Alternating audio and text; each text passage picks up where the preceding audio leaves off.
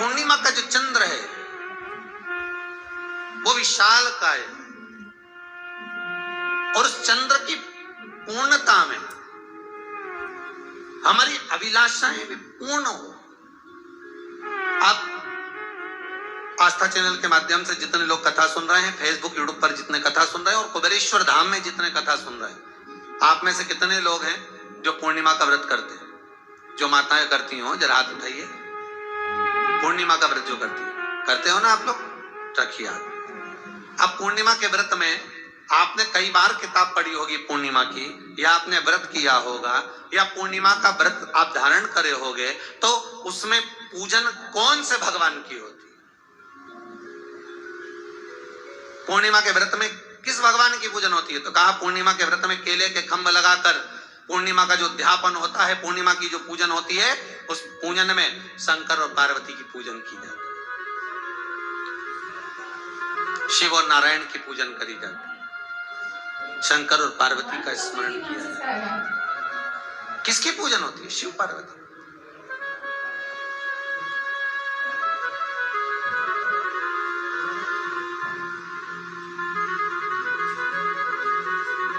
क्यों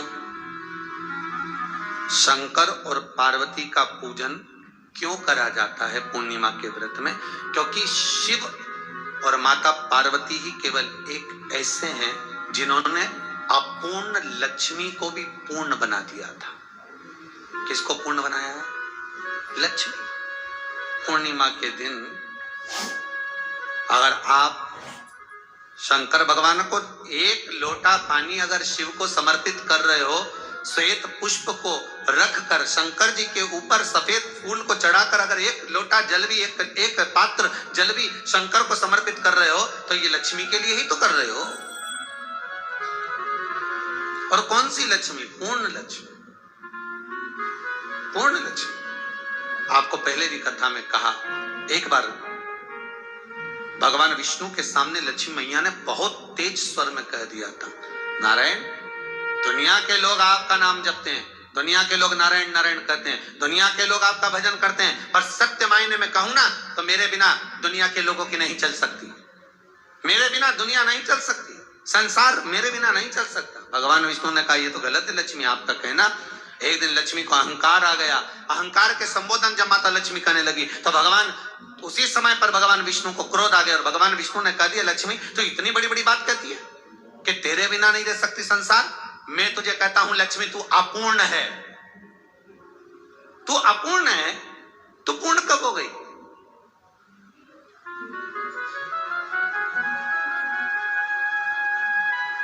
तेरी पूर्णता कहां हो गई? लक्ष्मी की आंख से आंसू बहने लगे। आज आपने मुझे अपूर्ण कहा है। आपको मालूम है आप मुझे अपूर्ण कह रहे हो? आपको ये ज्ञात हो रहा है आप मुझे अपूर्ण कह रहे हो? भगवान कहते हैं, हाँ लक्ष्मी, मैंने तुझे अपूर्ण कहा है। अपूर्णता का मतलब आप जानते हो ना?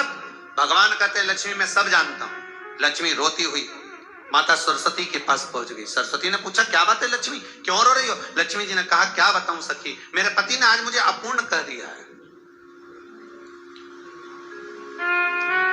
तो क्यों रो रही है तू? अपूर्ण अगर कह दिया, पति ने ही तो कहा है ना, तो क्यों रोना? चल मेरे साथ। और सरस्वती मैया माता लक्ष्मी को लेकर सीधे पहुंच गई माता पार्वती के यहाँ। माता पार्वती के यहाँ जब पहुंची, माता पार्वती ने लक्ष्मी जी को देखा और सरस्वती को देखा तो पूछा कि बात क्या है, क्या हो गया ऐसा,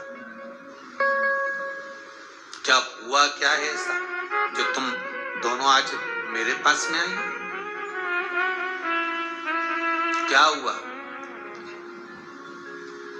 पार्वती जी कुछ बोलती, शिव जी का ध्यान माता सरस्वती की ओर और लक्ष्मी की ओर गया और भगवान शंकर जान गए कि आज भगवान नारायण ने लक्ष्मी जी को अपूर्ण कहा है। अब देखें माता पार्वती क्या कर सकती है, इसको पूर्ण बनाने के लिए करेगी क्या? क्या हुआ? माता सरस्वती जी बोली, लक्ष्मी को अपूर्ण कर दिया। अपूर्ण कर दिया? हाँ, तो क्या सोचना उसके लिए, इसको मैं अभी पूर्ण बना देती हूं। माता जगतजननी पार्वती ने गोदी में विराजमान गणेश जी को उठाया और उठाकर लक्ष्मी जी की गोद में दे दिया। ले लक्ष्मी, आज से तू पूर्ण हो गई। लक्ष्मी, आज से तू पूर्ण है। गोदी में जब तक संतान नहीं है तो नारी को लोग अपूर्ण समझते हैं, पर माता पार्वती जी ने संपूर्ण ब्रह्मांड में एक सिद्धता प्रदान कर दी कि अपने गोदी के लाल को, अपने गोदी के पुत्र को माता ने लक्ष्मी की गोद में देकर लक्ष्मी को पूर्ण बना दिया। वो दिन कौन सा था? पूर्णिमा का दिन था। पूर्णिमा के कितने व्रत होते हैं? बोलते जाओ, जरा जल्दी जल्दी बोलो। पूर्णिमा के नारियों को, स्त्रियों को अखंड सौभाग्य के लिए, जो नारी वैधव्य नहीं होना चाहती है, उस नारी को पूर्णिमा के कितने व्रत करना चाहिए? जिस नारी के यहाँ संतान नहीं हो, औलाद नहीं हो, उसको पूर्णिमा के कितने व्रत करना चाहिए?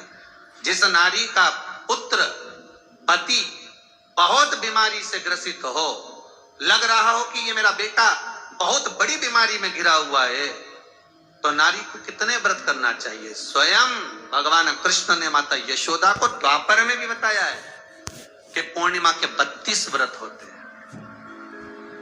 कितने व्रत होते हैं? 32।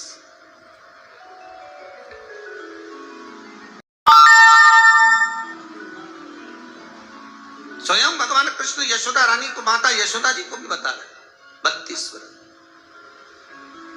अब आपको किसी ने बता दिया होगा कि 8 कर लो, 7 कर लो, 6 कर लो, 12 कर लो, इसलिए आपने बोला कि 12 कर लीजिए, 32 कर लीजिए। अरे यहाँ तो द्वापर की कथा भी कहती है। यशोदा जी ने एक बार भगवान कृष्ण को रोक कर कह दिया, ए कन्हैया रुको। कन्हैया बोले, बोलो माँ क्या बात है? कन्हैया जरा रुकिए, इधर आओ जरा। भगवान कृष्ण आए। हाँ माँ बोलिए। किस जगह का प्रसंग है ये? जिस समय पर राधा रानी कुरुक्षेत्र में नंद बाबा और यशोदा जी को लेकर कुरुक्षेत्र के कुंड में ब्रह्म सरोवर में स्नान कराने के लिए लेकर जाती है, ग्रहण का समय पर। और जब भगवान कृष्ण उस कुरुक्षेत्र के उस सरोवर में स्नान करने आते हैं, तब यशोदा जी ने अपने लाला से प्रश्न किया,